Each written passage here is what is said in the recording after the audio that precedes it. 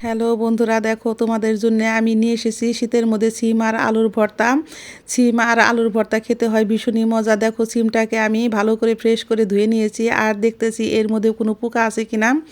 Fry প্যানে আমি তেল দিয়ে দিয়েছি আর এর মধ্যে দিয়ে দিয়েছি তোমার 4-5টা কাঁচা লঙ্কা আর সিমগুলো দিয়ে আমি পরিমাণ মতো লবণ দিয়ে এখন ঢেকে রান্না করে নিব 5 মিনিট।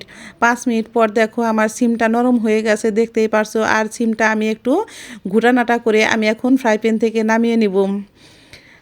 ফ্রাই প্যান থেকে আমি নামিয়ে নিয়েছি। দেখো ফ্রাই প্যানের মধ্যে আমি দিয়ে দিয়েছি তোমার 7-8টা শুকনো লঙ্কা আর দিয়েছি 2টা পেঁয়াজ কুচি।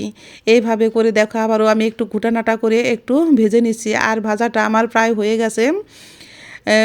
পেস্টটাকে আমি এখন নামিয়ে নিব চুলাই থেকে।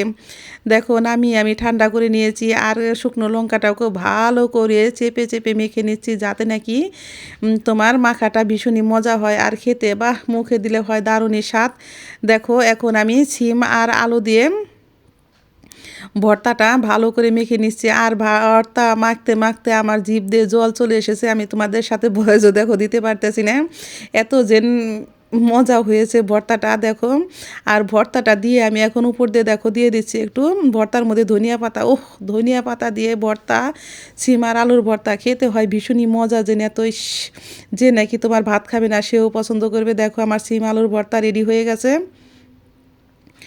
আর সিম আলুর ভর্তাটা দেখো আমি হাত দিয়ে চটকে চটকে ভালো করে মেখে নিচ্ছি। আমার মাখা কমপ্লিট হয়ে গেছে। আমি এখন ভর্তাটির উপর দিয়ে দিয়ে দিচ্ছি দেখো সরিষার তেল। আর সরিষার তেল দেওয়া হয় খেতে দারুণ।